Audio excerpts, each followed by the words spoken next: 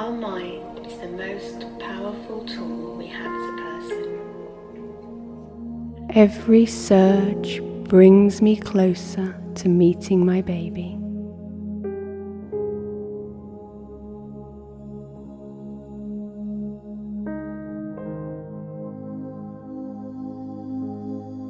My surges cannot be stronger than me because they are me.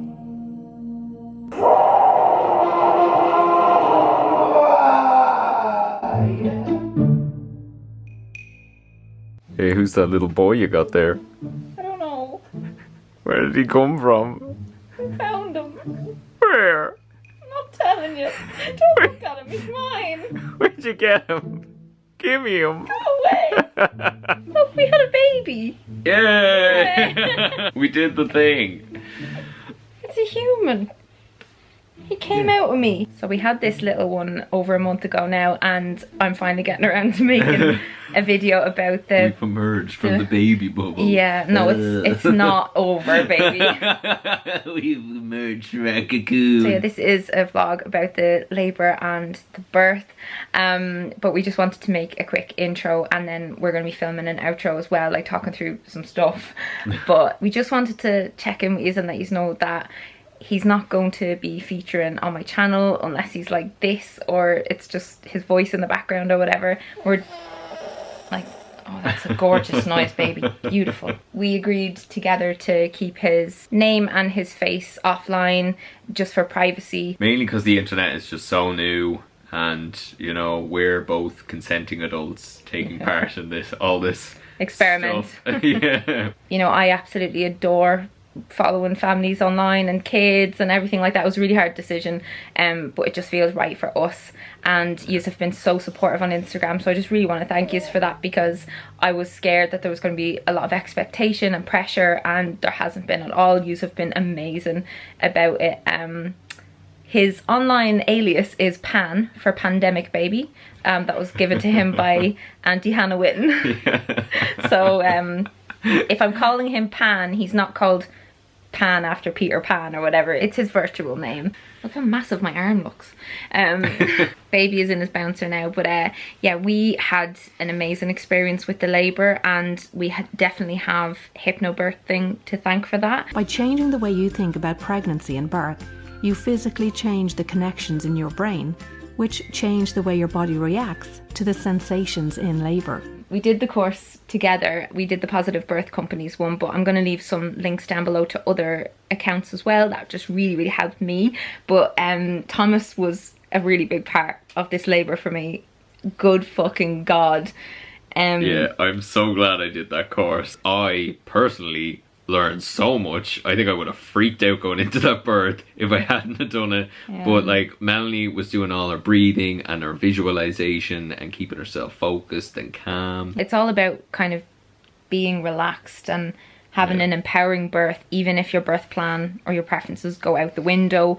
And genuinely, I would have had a panic attack if I hadn't done that course with what happened at the end, and you know that, like, you've seen me have so many panic attacks. That would have driven me over the edge, but I kept my shit together, and I'm so proud of myself. You did great. You were smiling between all the surges. I definitely had a few traumatizing days after the birth in the hospital due to like no visitors because of COVID and all that kind of stuff, but that's for another video. So I'm gonna rewind to the night that I went into labour. I went into labour at night after being awake from 7:30 that morning. We're literally great. We're literally about to go to sleep, exhausted after being up like what? Oh no, we didn't know what exhaustion meant. Yeah. In 2, 3, 4, out, 2, 3. Always return to this space whenever you need to. So this might be a complete false alarm, but I think I've been in labour for about an hour. Thomas is running me a bath.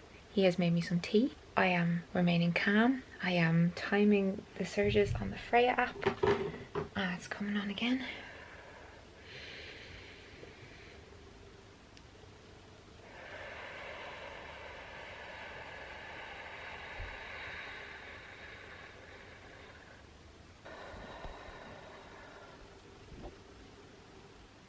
I'm 38.5 weeks pregnant, and I think this is it because I feel like I've been in pre-labor for a few days, and I currently, TMI, have diarrhea. I'm full of energy, like I'm wide awake, and it is midnight. But yeah, I've been using the Freya app, which times your surges, which is what you call contractions when you're doing hypnobirthing, which I'm hoping to utilize for this whole labor.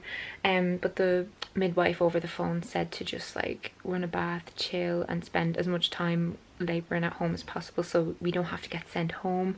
Obviously we're in the middle of COVID and everything like that, and they don't want to keep people in the hospital any longer than they really need to be there. So yeah, I have my folder, I have my suitcase, has been packed now. I finished packing it yesterday. I've just spent the evening studying for my driving test, which is supposed to be in the morning. Sort of hoping this is a false alarm because I've already paid for that bloody test. I know there's another one coming. Okay. Oh, this is the shit, my friends. This is the shit.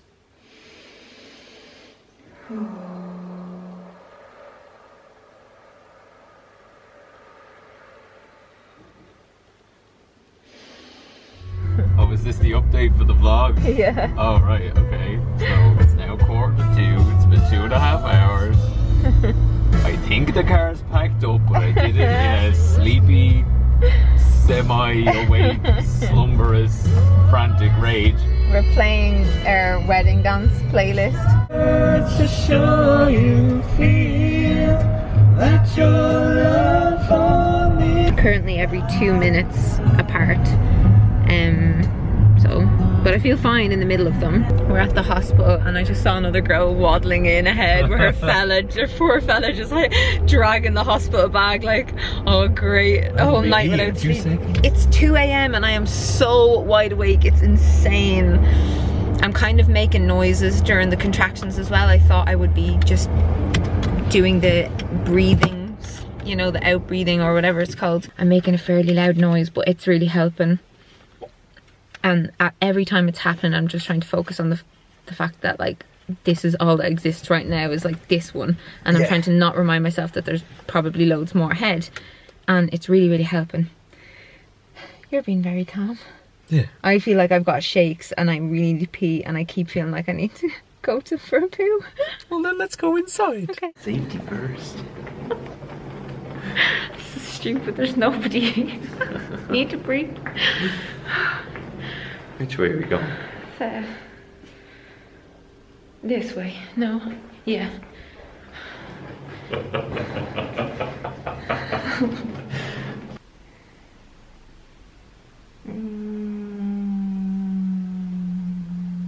Thomas is paying for the parking.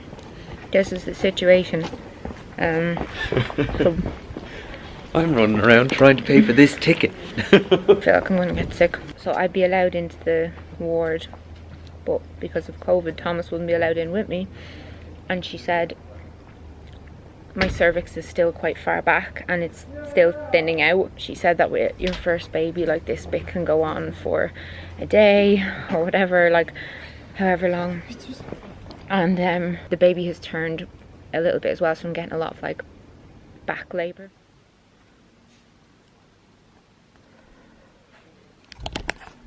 That is some good hair.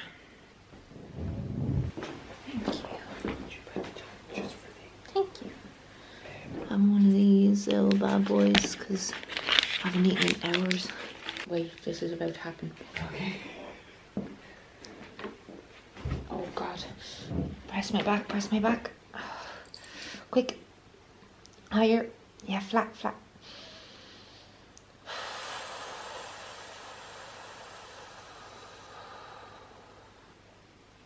Oh, can't eat it. Nope, that's not happening.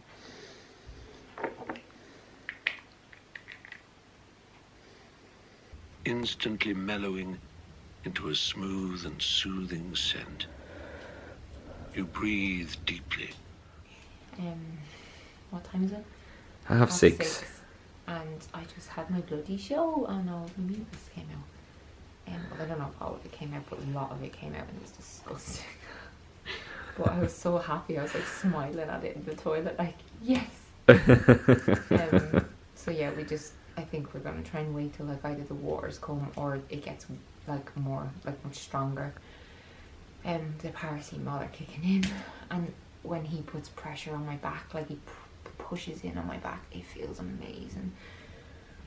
How are you doing? Are you knackered? I'm alright. I think I got about 5 minutes of sleep at one point. Between two of the searches, so that's helping. But yeah, we rang them being like, oh yes, finally we can go in and this is going to be done. They were like, yeah, the mucus can just keep coming for like maybe even a day. So we're just going to stay here. Got plenty of sticks for the fire. What's happening? I need All right. Quick. Alright, sorry. Quick.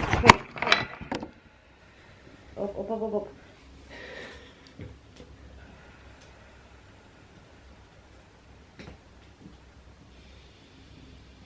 Oh,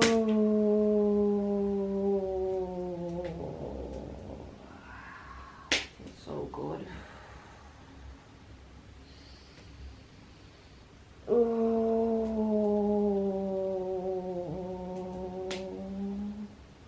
Thomas made me my go-to smoothie. This has spinach, frozen berries, oats, banana, peanut butter, soy milk. Just a bunch of crap like that. I'm just going to sip at this to give me sustenance. Several hours later. I had to change. I had an accident. Oh. Doing a little bounce on your birthing ball there. Oh, quick.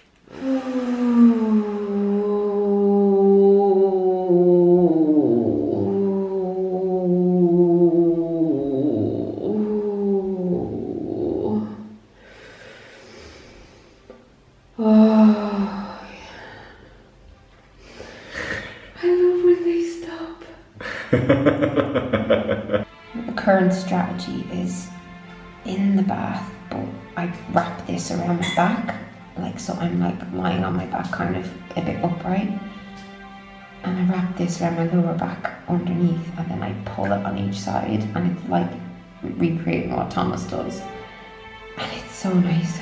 It was really helping.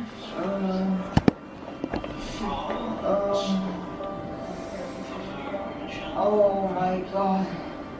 Oh, I can actually separate my legs. Having fun? I'll try and hang on. Okay. Oh.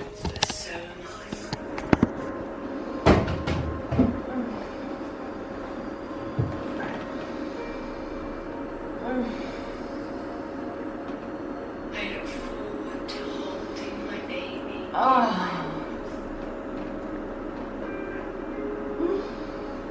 No.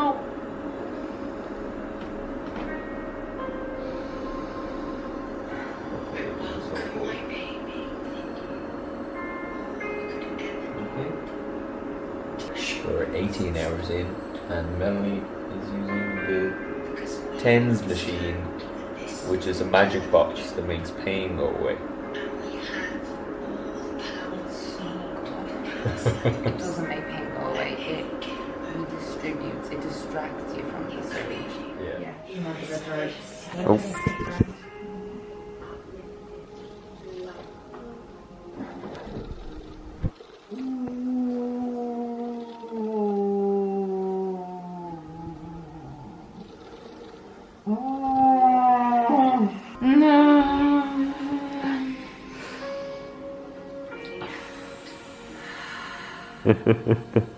Breathing in. It is safe to let go. Tasty rice cake.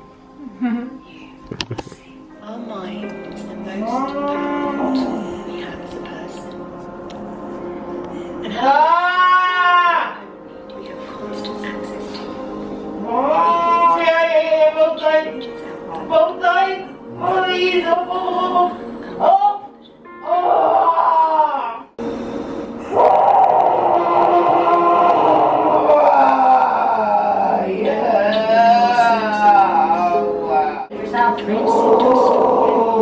As it quite likes to do. Simply tune in. As labour progresses, I become more deeply relaxed.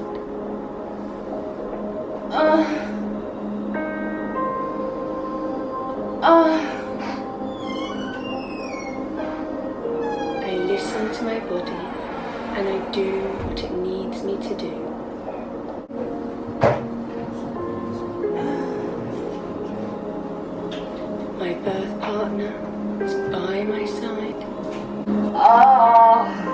I trust in the instinctive golden yellow glistening light. Sense your inner strength for a while. Bathe in its love. You are home in your center of love. All that you need is within you. You can always return to this space whenever you need. At one with your golden yellow. And breathing out the deepest of gratitude to yourself for being here. And when you feel ready, coming back to the room.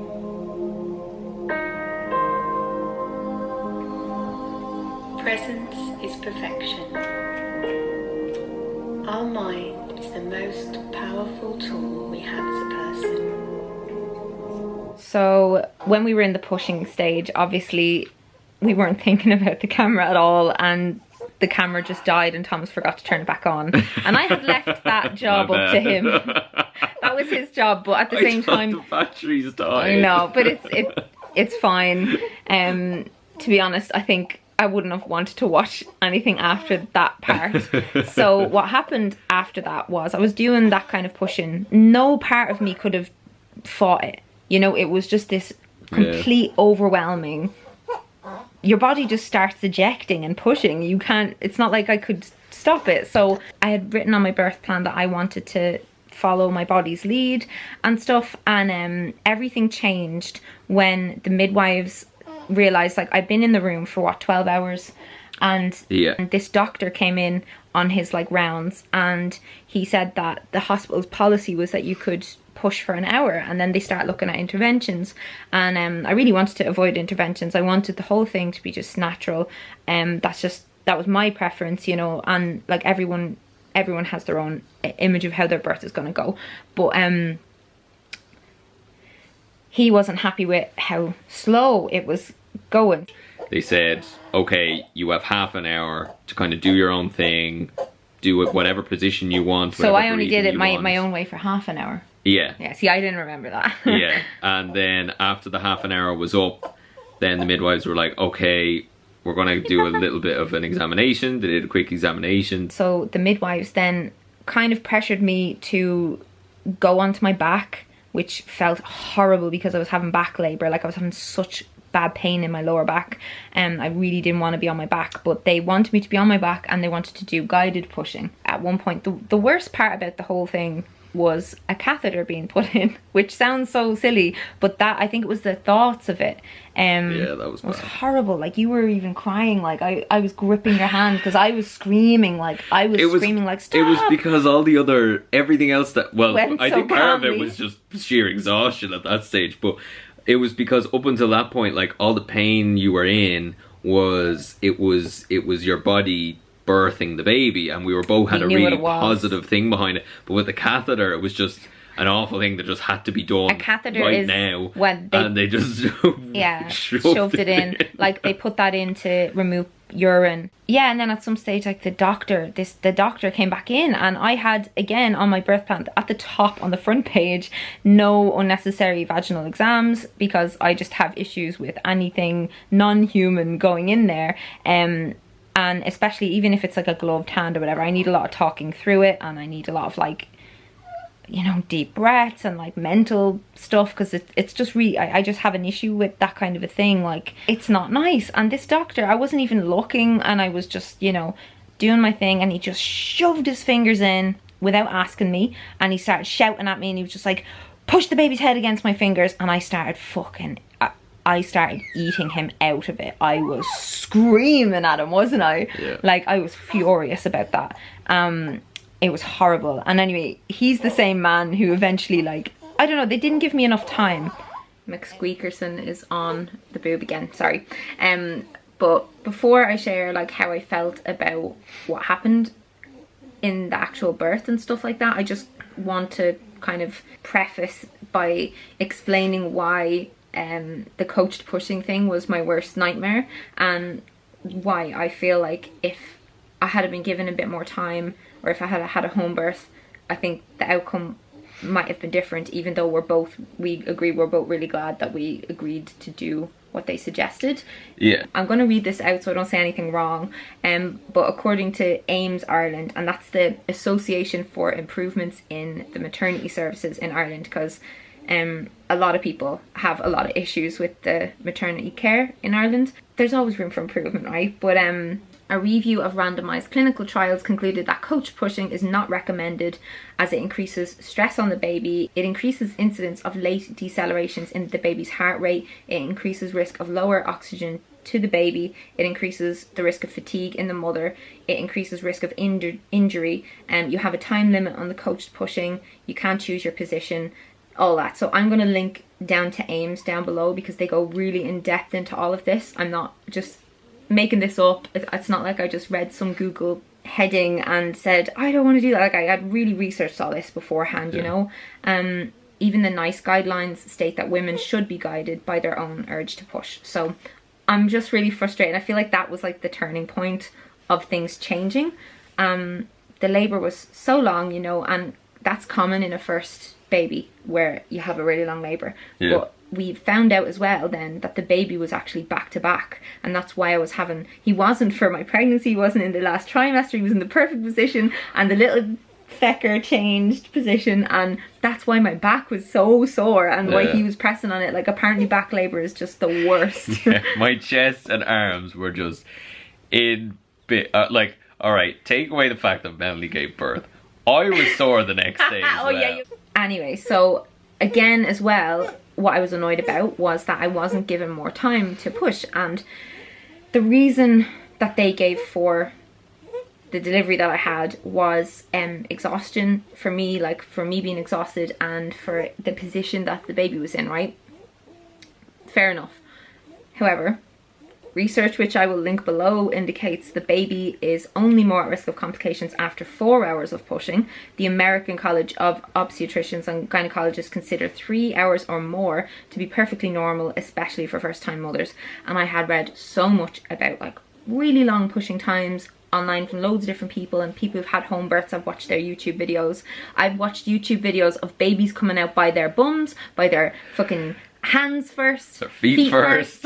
We watched all of this stuff, so I know. And another thing is that when baby's head is down, they often, and if they're back to back, they often turn before they come out, if they're just allowed, if you're just left to your own, to do your own thing, or they can be even born back to back. Do you know what I mean? So I was just a bit like, it just felt like they were trying to rush me. It felt like they were like, we need this room. I know that when you're giving birth in a hospital, they're very risk averse, and if you've watched my pregnancy vlogs, I'm sorry if you can hear him squeaking, if you've watched my pregnancy vlogs, you'll know that my plan was to give birth in a midwife unit, and the reason that I couldn't was because Mr. Chubb here was showing up massive on the scan, and he actually did end up being really big. He was £9.4. Or £9.3. £9.3, yeah. And wait, I'm getting ahead of myself. So anyway, yeah, that's why I was giving birth in the hospital. And the likelihood of having interventions is much higher in hospitals statistically. We learned that in the course that we did. So the lowest risk of intervention is actually in home births. Because I think sometimes the doctors are so risk averse that they might do things when it would have turned out fine if they didn't do those things. But that's the thing, if you're going to give birth in the hospital, like, you have to listen to the professionals, like, you know.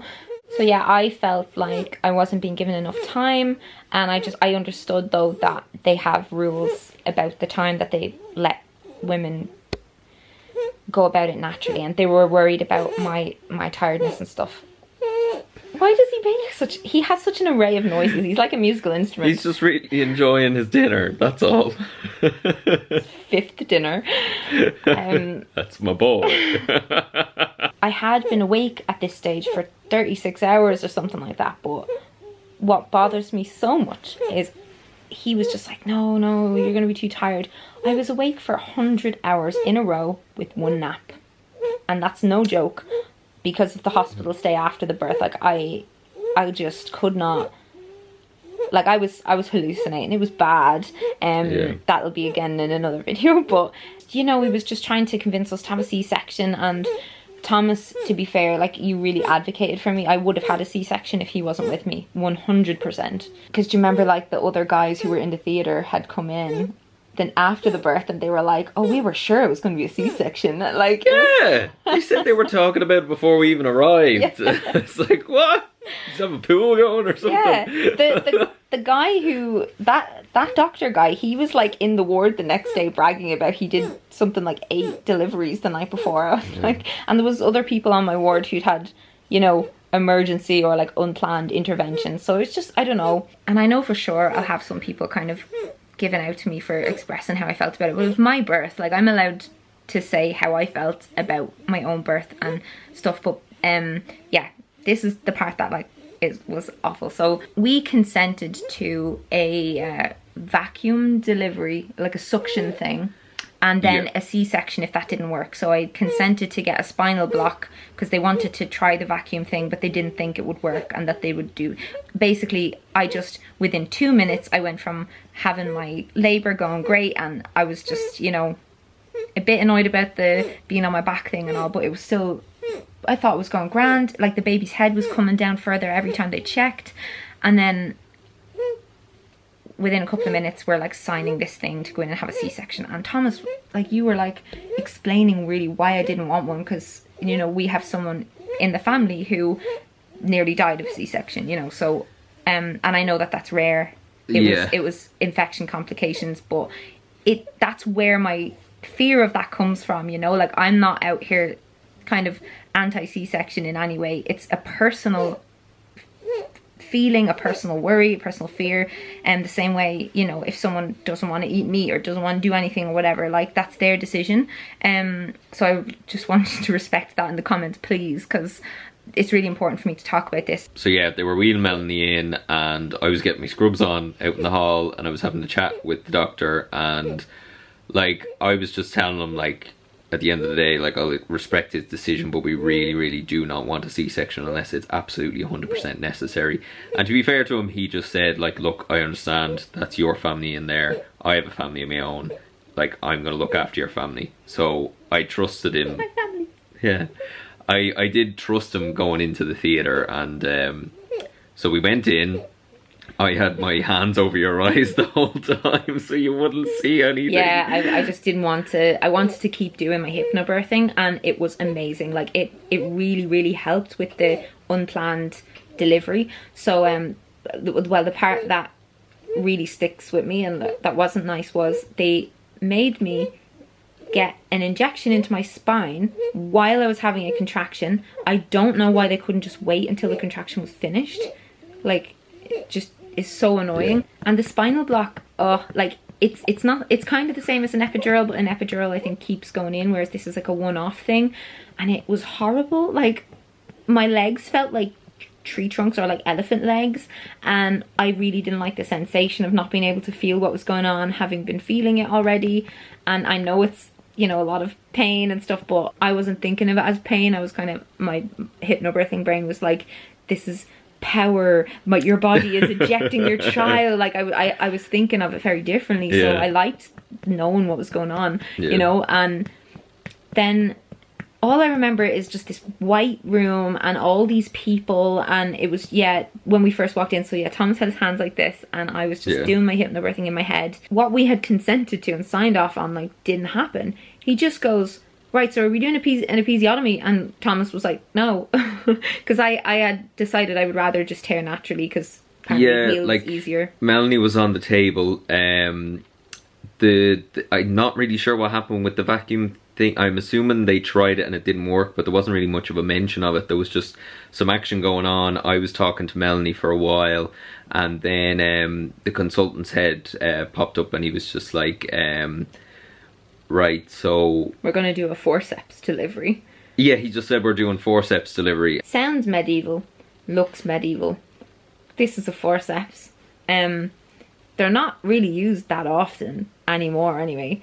And I don't know why or where he was going with that thing. I just remember hearing forceps and I was like, no. Because see, I hadn't done that much research on these these things. I had looked into C-section and stuff, but with forceps, the things that I remember reading about that were that they increased risks of like, you know, pelvic floor issues, trauma, incontinence, blood loss. Like all this was running through my head, and I was just lying there. But in 2 minutes, the baby was out. I did 2 pushes. I remember that. He said push, then the head was out. That was when I took my hand off your eyes, because I was like, oh my god, Melanie, the head's out. That feeling was amazing though. I remember when he said the head's out, and then there was some woman, I don't even know who this woman was, but all I heard was a woman's voice going, he's out, the baby's out. And I just remember like this insane explosion of like oxytocin, or like just amazing feelings, like this huge rush of like, not calm or not love, I don't know what it was, but it was just an amazing euphoric relief was a big part, one, yeah. But yeah, then you were like it's a boy. Oh yeah, they know it's a boy. It's a boy. And then you were like, he's massive. And then I heard a cry, and I just like melted backwards. I was like, oh my god. Yeah. Oh, it was just incredible. Like and I wanted to prefix all this, like everyone in that theater was so nice. Like they were the nicest, most reassuring people. Apart from the one who puts fingers in without asking me, I don't like him, and I'm not going to pretend to like him. But the rest of them were really nice. Well, he was nice to me at least. But I had 3 tears. I had a 3rd-degree tear, and I had 2 second-degree tears. Yeah. But it's, you know, with a forceps, like, it's big, it's a lot. It was a big baby anyway. It was a long labor. Like, there could have been many reasons with the tears. Like, they didn't really explain to me. All I know is that if you're getting a forceps, like, you're almost guaranteed to get tears. But yeah, like, so in the end, like, they didn't need to do a C-section. They didn't need to do an episiotomy, but they were like kind of pushing those things on us. So then my brain is just like, did they need to do the forceps? Could they just have left me in the room pushing away? But, you know, look, we have a healthy baby. Yeah. And that is what, if you're pregnant and watching this, like, you know, you can have your plans and you can have your disappointment and all that kind of stuff. That's fine. But, you know, just go with it, what they say, what they do.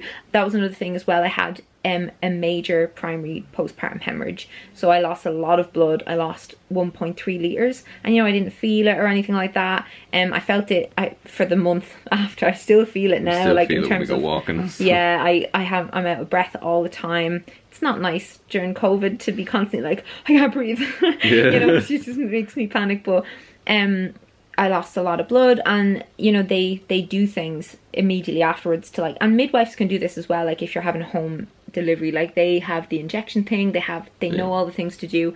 So you know, having the professionals there, like I did feel quite safe, like in that moment. And when they told me about the blood loss, and I didn't really realize that was a lot of blood at the time. I think I was like, oh sure, everyone loses blood in birth, surely.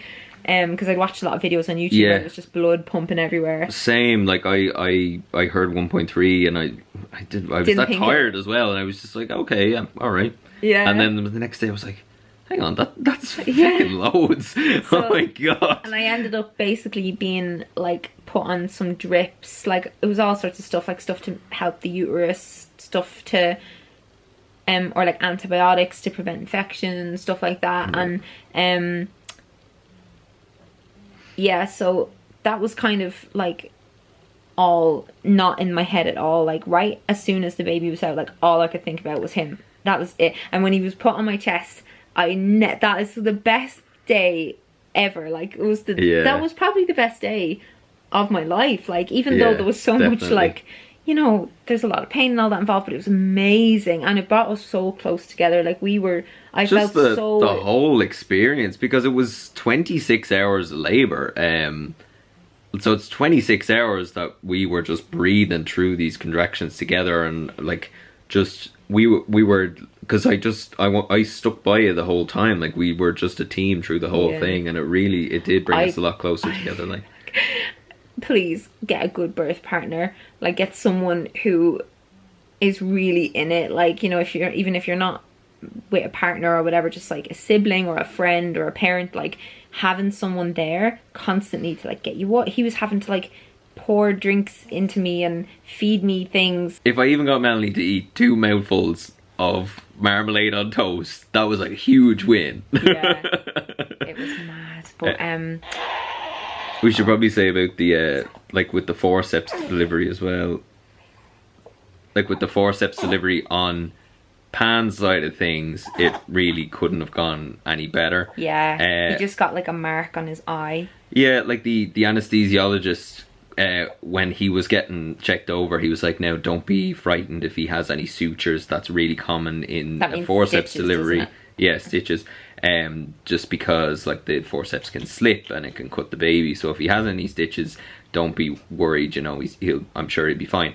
And he came over and he had a red mark, but it went within like 2 days. And apart from that, he was absolutely grand. And, like, so he came out of the womb literally with his mouth open for the tit. and he wasn't he like immediately like lifting his head up?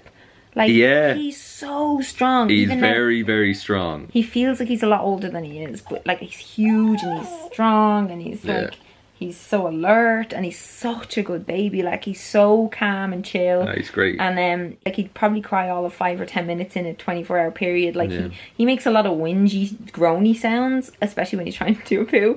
But he's such a good baby. We do count ourselves so lucky, because even just from the breastfeeding side of things, like, he was latched on before we even left the theatre. Yeah. Like, he's very much a natural when it comes to that, and I know a lot of people just don't have that. So, like, that was definitely something we were both worried about. Breastfeeding isn't just like, it's not like, you know, oh, I'm just such a natural at breastfeeding. Like, it's a two-way street. Like, if the baby won't latch, you're fucked. Like, me and my brother, and I think my sister, like, none of us would latch. Like, and I know a lot of people where they have such a struggle with trying to get their baby to just latch, and then they might just pump and feed the pumped bottles, or and then eventually move to formula or whatever. But, you know, a fed baby is best. It doesn't matter at the end of the day once they're fed. But I really did want to breastfeed, obviously because of the benefits of it, and because in Ireland we've such low breastfeeding rates, and I don't know, I wanted to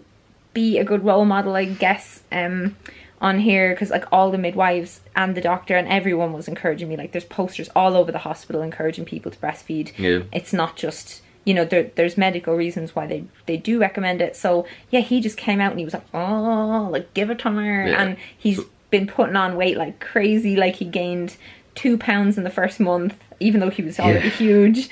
So it's been such a relief. It's been such a massive relief, because there's a million things in the first few weeks that can just be borderline impossible. So that was just one solid thing that has made things so much more calm around here. It's just the fact that he will eat when he's supposed to eat.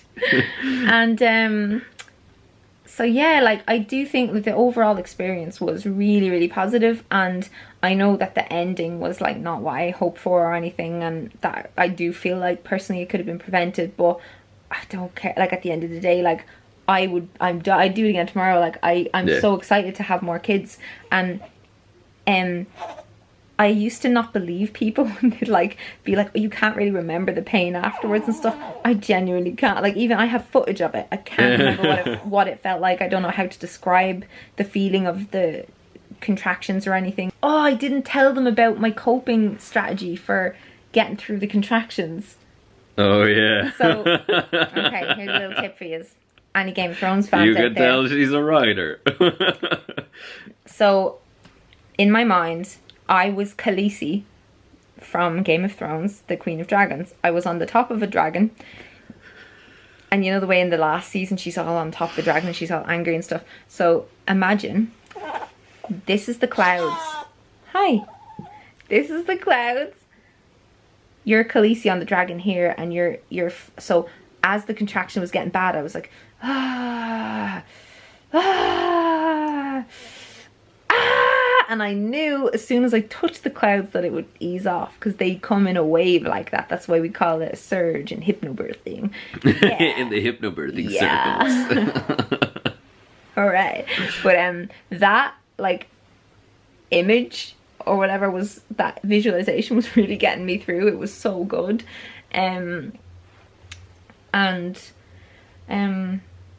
But yeah, we're just like so happy that it went the way it did, and I'm really proud of myself. I feel like I kicked labour's ass. I'm proud of you. Arse. I said You did ass. Not American. It's my little baby. He's mine. We just keep like seeing him in the room and being like, Who's that? Who's that little boy? Where did he come from? Why is there a tiny boy in the bed? He's mine. Don't look at him. But yeah, if you have any questions, or if there's anything that I didn't talk about, or you want me to go into more detail on anything, just comment below, and I will try and reply to as many as I can over the next couple of weeks.